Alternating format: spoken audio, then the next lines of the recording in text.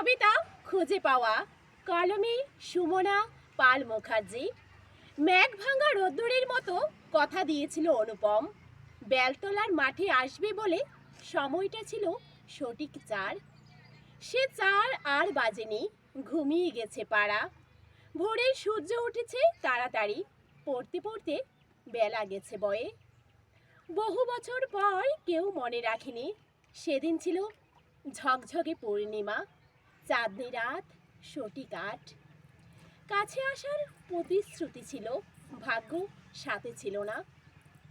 সে রাতেও ওদের 8টা বাজেনি জীবনে। তারপর 20টা বছর পেরিয়ে সাদা কালো চুলে পথ চলতি ভিড়ে দেখা।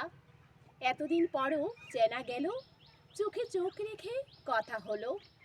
প্রতিটি মুহূর্তে সময় পেল। পরিবারের গণ্ডি বাধা মানল না, সমাজ আর জাতপাতির দোহাই খাটল না। একে অপরের স্থায়ী ঠিকানা খুঁজে পেল নিজেদের মতো করে।